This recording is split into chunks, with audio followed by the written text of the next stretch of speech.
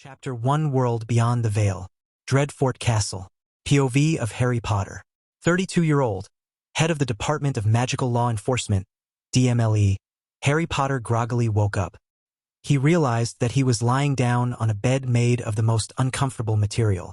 He opened his eyes and looked around, found himself in a strange room built with stone walls illuminated with candles. Well, this is certainly not what he thought would happen when he walked into the Vale, tired from all the loneliness and betrayal over the years, and generally just weary from life. Is this where everyone arrives when they jump into the Vale? He wondered, or does the owner of the 3 Deathly Hallows get a special concession? A glance outside the window showed that it was nighttime, and another glance upward showed him a surprisingly large number of stars and a clear night sky. And he found out 2 things quite quickly by simply looking at the sky. First, wherever he was, the air in this place was clean without any trace of pollution in it. Second, this was not London, as the constellations in the sky were completely unrecognizable to him. In fact, he doubted that he was even on Earth anymore. So, an alternate world. He mused to himself before he tried to get up and suddenly found it a bit disorienting when he realized that the body he was in was not his own either. In fact, this new body was a fair bit thinner and smaller than his own body. And he knew that this was not his own body either. He would have recognized it if that were the case. So, someone else's body then. He felt strangely resigned about that fact, which he realized was rather unnatural. After all, he had just lost his own body. Shouldn't he feel something about that? A light pain in his head prompted him to touch his head, and he found that it was covered with some kind of rough cloth. He grimaced when a prickle of pain from the back of his head hit him once again and then let out a sigh. His last body had been exposed to dark spells like the Cruciatus Curse frequently and was used to feeling pain.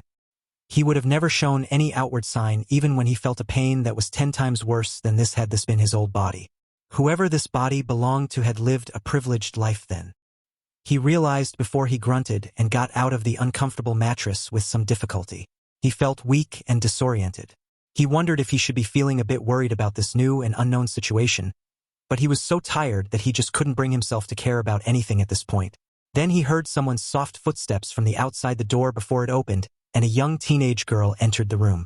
And then she ran away shouting something like, "My lord, my lady." For a moment, he wondered if all of this was a carefully crafted illusion. He had seen cleverly crafted illusions that befuddled your mind and left you utterly confused once in the deep crypts in Egypt, but it was nothing as elaborate as this. Perhaps he really did come into a different world and took possession of someone else's body. He suddenly felt a burning pain from the back of his right hand. When he looked at it, he saw a symbol appeared on his skin. But not an ordinary symbol. A symbol with a circle, line, and triangle combined. A symbol that he knew very well from his past. Symbol of Deathly Hallows. Represent the 3 Deathly Hallows. The circle is the Resurrection Stone, the line is the Elder Wand, and the triangle is the Cloak of Invisibility. 3 legendary objects that were allegedly created by death, and, if united, would supposedly make one the Master of Death, also known as the Vanquisher of Death, and the Conqueror of Death. When the burning pain faded, Harry found an anomaly at symbol. Why are the circle and line black but the triangle is red? I have never seen this kind of representation of the symbol in the past. The symbol of Deathly Hallows slowly faded after a while. Harry looked at the back of his hand. What does this mean? I can feel a magical pulse from it. Did I become Master of Death, as legend tells? He didn't have the chance to think anymore as a few distinct hurried footsteps came from outside the room and the door was suddenly flung open as a beautiful woman in medieval lady's clothing, a plump man in gray robes, and a man with cold eyes wearing a lordly outfit entered the room. Then he was engulfed in a motherly hug by her, and he stiffened in shock. The only one who has ever hugged him like this was Molly Weasley. This woman, did I steal her son's body? He felt a bit of sympathy for the woman before he crushed that feeling and simply enjoyed the hug filled with motherly affection. When he walked into the Vale, he didn't want to come here, but now that he was here, in a new body, he had the chance to live a whole new life without any burdens. A life that he would live without any regrets. After a long and tearful hug, the woman finally let go of the hug but held onto his shoulders as if he would run away if she didn't. "Oh, Dom, I'm so glad you're okay. I was worried you would never wake up," she said as tears fell down her chin, and he had a feeling that she wasn't a woman who cried a lot. He felt the urge to move forward and wipe the tears from her face, but he held back his urges and simply asked, "Forgive me, but who are you again?" Chapter 2 What a curious little world. Dreadfort Castle. POV of Harry Potter. The plump man in a grey robe, someone known as Maester Wolken, informed the man with cold eyes that he had probably lost his memories after the fall from the horse, and the memories will probably return sooner or later. The cold-eyed man, whom he now knew was someone named Roose Bolton. His supposedly Lord Father looked unimpressed and simply left after becoming sure he won't die from the head injury. It then fell onto the woman who he now knew was not his mother but his aunt and someone named Barbary Dustin to tell him that his father was not a cunt and did love him even if he never showed it. Despite his lack of a wand, he was an accomplished legillaman, an art that he had not forgotten when he arrived in this new body, and a simple look into the mind of Roose Bolton had told him that the man was a sociopath and didn't feel anything for him aside from a mild attachment. He had not delved deep into the man's mind, but he knew that he would do that sooner or later, and considering how that man was a sociopath and a man in power in a medieval society, he had a good feeling that he was not going to like whatever he saw in that man's mind. His Aunt Barbary, on the other hand, saw her sister in him and loved him like how a mother loved her child, especially because she was a widow and didn't have children of her own. Having her around gave him a little idea of how it would have been if he had a mother in his past life. It was a good feeling to have someone who loves and cares for you so much without any reservation. Though that same amount of love was what pushed his aunt to force him to learn how to ride a horse at such a young age. Something that his father agreed to and something that turned into a disaster when the past occupant of this body fell from the horse and hit his head on the ground and almost broke his skull. Then it came to the questions and answers. His name, or the name of the body he currently resided in, was Domeric Bolton, the only son of Lord Roose Bolton and the heir of Dreadfort. What kind of person names his castle Dreadfort? Though he had to agree that the name had a certain ring to it. That feeling changed when he heard more about his house and found out about how they practiced the art of flaying people in the past. He knew that he lived in a medieval society but didn't know how barbaric the society was until he heard about his family's deeds and reputation, and immediately realized that he has to do something about it at a later date. He continued to ask questions that related to this world to his aunt. She continued to answer him patiently without any suspicion. That might have something to do with him using slight compulsion on her to not be suspicious of him. She was like a mother to him, and he loathed to use compulsion charm on her, but he didn't want her to be suspicious of him and lose her love. No, he wouldn't let that happen no matter what. So, he sat on her lap and continued to ask questions, and she continued to answer them. They lived in a kingdom simply known as the North, because it was on the north of the continent. He snickered at that and got the feeling that whoever named this place didn't give it too much consideration. Their kingdom fell under the coalition of kingdoms known as Seven Kingdoms, which resided in a continent named Westeros. And guess what? The continent was in the western part of the known world. He was now really wondering if the person who named these continents and kingdoms was a person with simple tastes or if he was just lazy. The Seven Kingdoms were united by a person named Aegon Targaryen, who conquered the kingdoms under his rule with the help of his and his sister-wives' dragons. Dragons that were large enough to eat a horse in one bite. He had a good feeling that the dragons in this world were fairly larger and smarter than the dragons in his world, because he had fought a few dragons back there in his own time, and he was fairly certain that they didn't have jaws large enough to fit a horse inside of it. Thank the gods that the dragons were dead, because he was not sure that he would be able to win a battle against such large and powerful dragons even in his prime, let alone when he was in a new body without any wand in hand. He wondered why the people still followed the Targaryens when they lost their dragons all those decades ago. If such a thing happened in his past world, then the Seven Kingdoms would have immediately fallen in a civil war as soon as the last dragons died. What a curious little world. Still, the Targaryens didn't last too long after the death of their dragons, and now a new Baratheon dynasty rules the Seven Kingdoms. He wanted to know more about the world, but was too tired to listen to any more of her words and fell asleep in her arms. Chapter 3: Weirwood Tree. Dreadfort Castle. POV of Domeric Bolton, Harry Potter. His father, yes, the sociopath, ordered him to continue with his lessons once he was able to walk around properly. Being treated like a child and having his freedom taken away irritated him to no end and brought up some bad memories from his childhood. Thankfully he was a child, and the only thing he needed to learn right now was some lessons from Maester Wolken and then some lessons on courtesy and manners from his sociopath father, who by the way still kept prisoners in the dungeons under the castle whom he flays at his leisure time. But he didn't have a wand and couldn't use advanced magic like Obliviate or Imperio properly without a wand to get what he wanted. He could try to do it wandlessly, but this kind of advanced and dangerous mind magic would have dire consequences if something went wrong. Thank the gods he was still able to properly cast compulsion charms wandlessly, or he would be totally helpless in this new and unknown world. He was able to cast some wandless magic in his past life but still couldn't dare use wandless compulsion charms at that time.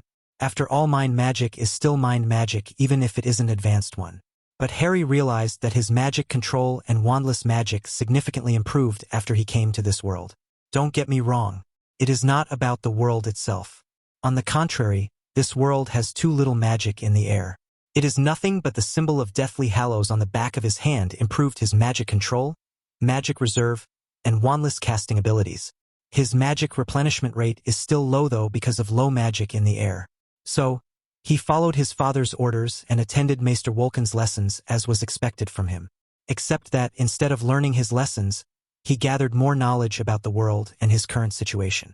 The North, which he now knew was the largest kingdom in Westeros, was much like Russia. It was cold, had few people living in it, and had never been conquered by an outside army except for the dragons. The people in the kingdom followed the old gods, whatever that meant, and thought the old gods watched over them with the help of weirwood trees, whatever that was. But regardless of his skepticism about gods, he was quite interested in the magical weirwood tree. And thankfully, there was one such tree in the castle. And that was how he got his first magical wand. A simple 8-inch wand made up of a weirwood branch with a core of his blood. It was not very powerful or very accurate. It was by far the weakest wand he had ever used in his life, and he held no delusions that he would be able to cast any of his powerful spells with it. But it was a wand. It worked. And a whole new world of possibilities was open to him because of it. Now he'll just have to be sure to not cast magic in front of others. People in these medieval times were superstitious and might try to burn him at a stake. Not that they'll succeed, but such a thing would definitely annoy him. Plus, when he went to the magical tree, he found out that it was releasing a good amount of ambient magic in the atmosphere, and he knew he would be planting more of such trees in his backyard if it was the last thing he did. His magical reserves became full first time after he came to this world when went near the tree. And after his reserves became full, the symbol of Deathly Hallows started to absorb magic in from the air rapidly.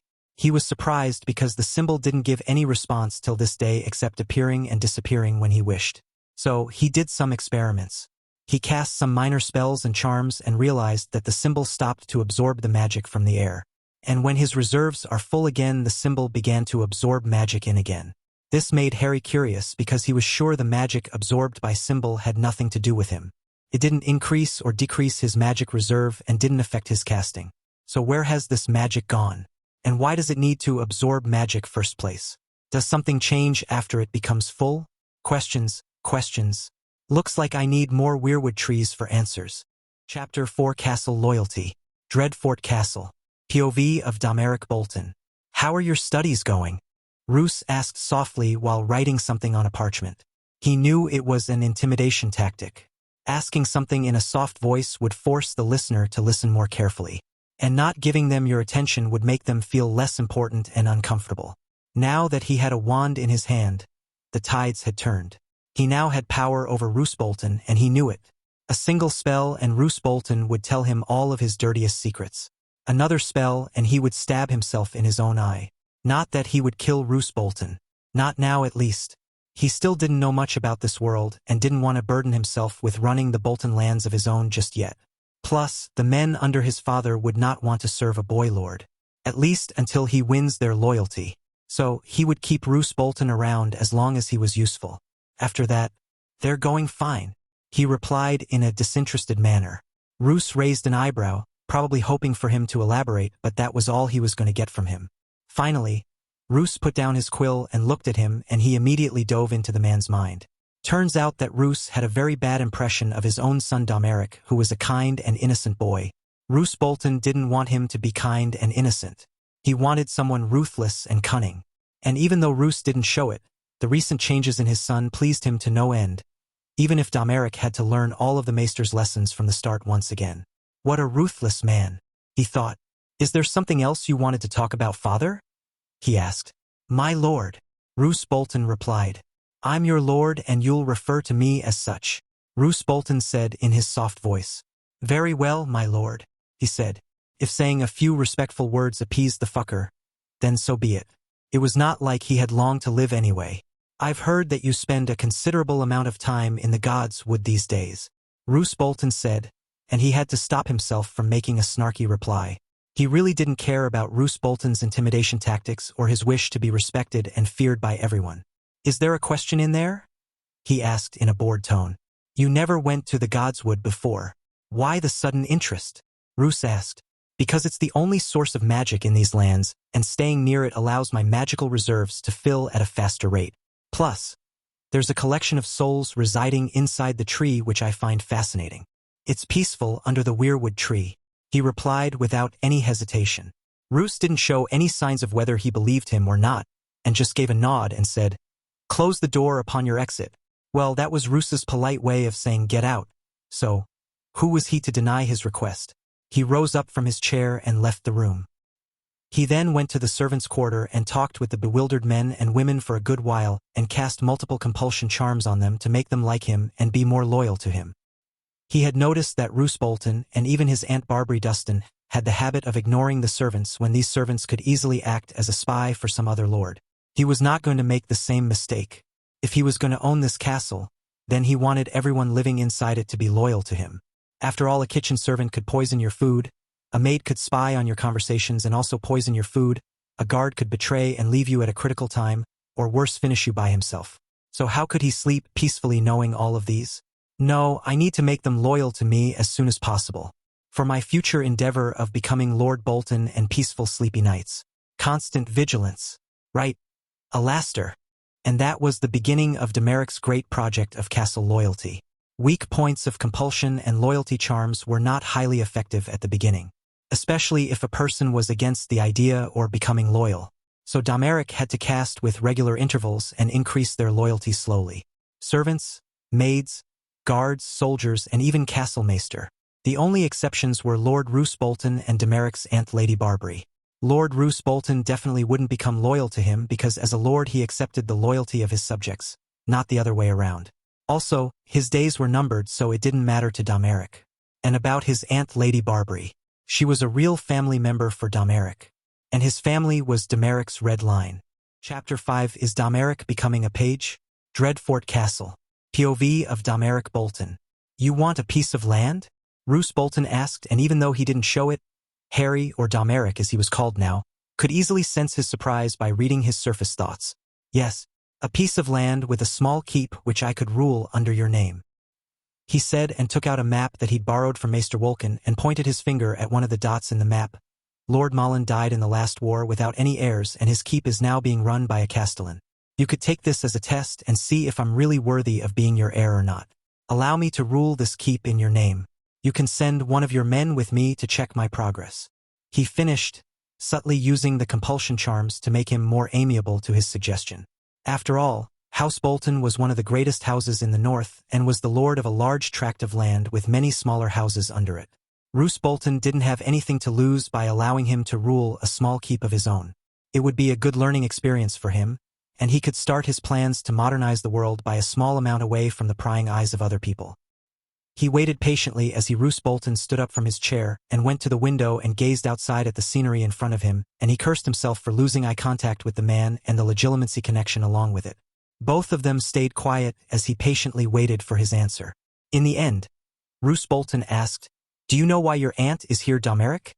"No," he replied, even though he knew why she was here in Dreadfort when she had her own castle to run. She wanted him to act as a page for her. She wanted to teach him about ruling herself as he was her beloved nephew. And the original Demeric would not only have learnt a lot from her but would have also been quite thankful for her support.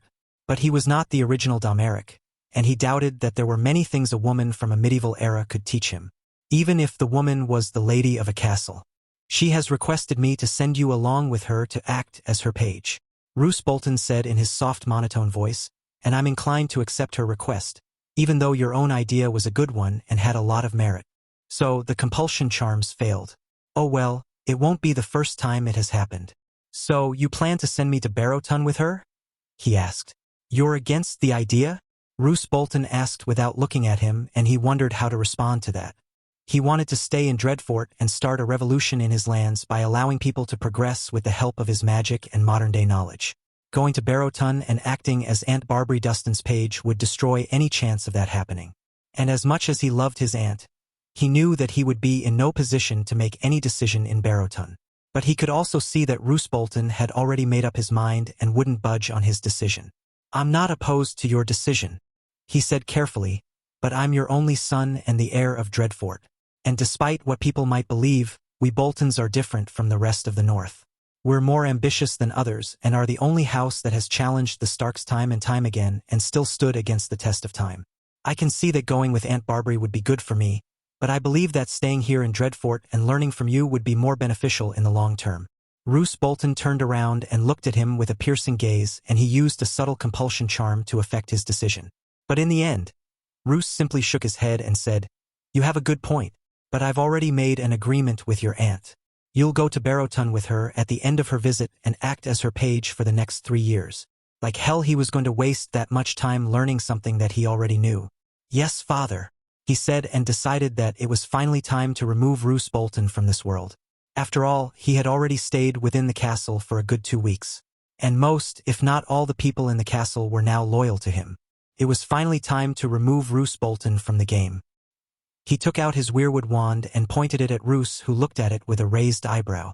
Defluit mortem he cast, and a red ball of energy flew out of his wand and struck Roose Bolton's chest, whose eyebrow grew at the display, and before Roose could shout out to his guards, he cast an obliviate on the man. The wand in his hand turned warm from the amount of magic that was just channeled through it. After all, the withering curse was rather a dark and powerful curse. The curse would take some time to show its true effects, but when it does, his father won't know what hit him. Roose Bolton will die within 2 weeks, and everyone will just assume it to be a natural death. No doubt would be cast on him, and he'll inherit Dreadfort and all its lands by the right of succession, even though he'll have to rule under a regent for the time being. Roose's glazed eyes sharpened once again as the effects of the obliviation charm wore off, and he got up from his chair and asked, "If there's nothing else, my lord." Roose blinked for a moment and then gave him a nod. "Yes, you can leave." He went out of the room, and as he closed the door, he wondered if he should feel a bit bad about killing a man who was essentially the father of the body that he was in. He probably shouldn't. Over the past 2 weeks, he had read Roose's mind as well as the mind of his most loyal subordinates and knew what kind of twisted man Roose Bolton was. Plus, he had killed far too many dark wizards in his time as the head of DMLE to care about someone who had done worse deeds than those dark wizards. He won't lose any sleep over Roose Bolton's death.